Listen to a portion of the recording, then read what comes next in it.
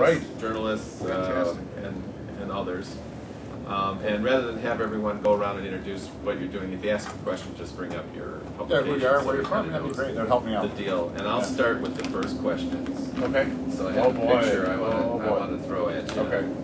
So, what were you thinking at this moment? Oh, yeah, that was fun. That was at the that was at the ATS when it was named Car of the Year. And so we had the team who did the car get the speech and get the award, Dave Leone, and we had some plant folks there, and then some engineers and designers too. So it was really nice. I did a radio interview earlier today. So what did you feel about that? And I said, well, it's arguably the toughest segment of vehicles in the world. So it's defined, by BMW, Mercedes, those people for many years, the 3 Series, the high volume. That is what the accessible, piece of those brands really is. So it's a very important piece. And a year ago, we introduced the car, and we had everybody in the world doubting that we had actually done this. Because they couldn't drive the car. And so, it's really hard. This business gets hard in weird ways because you have to stand up and tell everybody what the car is. You've driven it, you've been in it, and then everybody's like, yeah, right, show us, right? But this year, a year later, everybody has been in the car, and they've driven the car, and they know what it means. And we did it, 200 pounds less than a BMW 3 Series. So, for me, it was really nice because the team was there, the team had worked on it. This car was done in some pretty dark days in the company, right? So this is leaps of faith, right, that we're going to actually be able to do it. And it's made here in Lansing, which is really nice too. So a lot of people that go to work yesterday and today that make the ATS have got to feel pretty darn good. So that's sort of the feeling, yeah. So good one. Yeah, it was fun. And we beat the Fusions.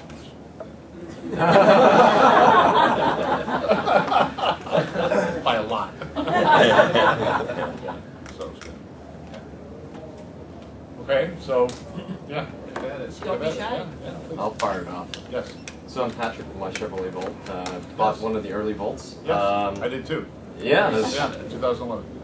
So I guess with the Corvette ELR ATS all making news around this time, right. One of the things I kind of thought about was thinking through GM's now corporate identity, right? Or what is the feel that you're trying to push through or get with the cars that you're selling today and in the cars of the future? And really, could you provide some context around that with regards to some of the other how the other guys are positioned, things like that? Yeah, I think that I hope that you have a really hard time getting a General Motors positioning walking through our stand. I hope you can't do that.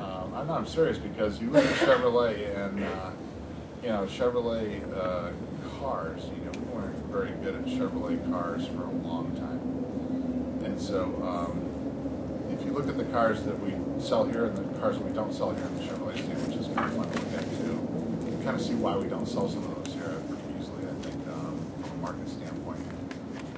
And I think you look at what we do on a global basis in Chevrolet, those segments, and we're number one with the Sonic made in Oregon by the United Auto our unions, and no one thought we could do that, which is really fun to see. We're doing that because the car is a great car. It's a lot of fun to drive. We've had some Corvette engineers integrate it so that it's really fun. Like John bought us one. So, those are kind of neat things to see, and then you see the Corvette, and then you see the Volt, and you see the Spark BEV, and that's just Chevrolet. So here's the brand that's making, the Spark BEV, and here's the fire-breathing Vet, and there's some pretty nice Camaros out there too, and there's some good things that are happening, could happen to Camaro in the future too, but that breadth, and then our new trucks, right? Don't forget about our new trucks. Our new trucks are pretty spectacular, and I think this is the first time I've ever seen them. And you see our beautiful new family sedan in the Impala. So, as an example, that brand has breadth that is deep across the whole United States, but it's also going to be very international. And so, I think that's the genesis of finding new roads, and we're using Corvette to help launch it, which I think is really fun. So instead of creating spots for Corvette, which everybody sort of has a hard time doing that because the car kind of sells itself from magazines and newspapers, we are going to do that because that is, we should show that car as sort of the rebirth of Chevrolet, but also, in all those commercials, you'll see Bolts, you'll see Spark Bevs, you'll see all of those things that we're doing in that. So that's great, and I think the Buick piece of it, with the new Encore just now hitting the ground running, there's going to be some volume in that new channel, which is very exciting as well. And then GMC, the new truck is that's a big deal for GMC. So every one of our channels, and then the ELR for Cadillac, and we'll see the new CTS this next year, on the heels of the ELR timing-wise. Those are big statements across each one of those brands, and so it's really hard for me to sum it up. I don't think I'm that good. So hopefully that helps, though. I mean, I hope you can't either. I think you have to look at each one of those brands and how it's fed from a product standpoint, and then what we're doing to communicate it. And I think you'll find a different one of those in each one of those 4 places that you see there's things. That's why we separated Cadillac, frankly, as well. So. Great. We got rid of the purple stuff in Cadillac. So personal taste. It looks very serious and very elegant. Go ahead, George. Mark, can you talk just a little bit about what it was like to take your corporation through a culture of recovery to a culture of success, and how you will avoid falling back into one day a culture of complacency? What a great question. That is probably the question of the auto show right there. So very, very thoughtful and very insightful. I think we're not done with this by any stretch. We're not through it. I think if we think we're through it, we're absolutely fooling ourselves. I think that always lurks in my mind because I have been here before and after, and I know the arrogance, the complacency, we're competitive. I hate that word. We have to win. Sometimes you don't win all the time, but if you don't have that spirit, and the people in the company, by the way, want to win really badly. The unfortunate thing is there's a lot of people, and I'm probably one of the generational people that never worked in the company when it won.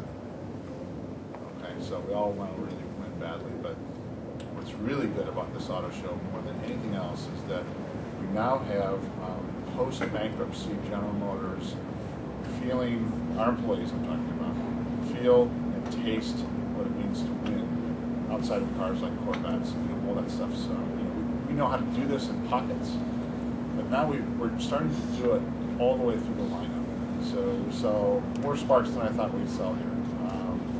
We have a BEV that is going to be really fun to drive and really cost effective, and it's in a size class that nobody else has except for maybe Fiat. That's winning, okay? And then we punctuate it with an all-new architecture delivered by the new company in the most competitive class in the industry, and we win that car of the year. And so we have to learn how that taste of winning is, from the plant floor through the Renaissance Center and the Design Center and engineering. And that's why we had the team that did it receive the award. If you remember the old GM, when we got a North American Car of the Year award, there would be someone like me standing in front of, the world with a trophy over their head declaring victory for the company, right? Very different. We had the people actually to the car, stand on stage, and take all the credit for it and learn what it tastes like to win. And so when we do that, I think that will be contagious. And there's nothing no PowerPoint thing that I can put together and go stand in front of an executive session and say, here's where we're going, here's my 5-point plan to go win.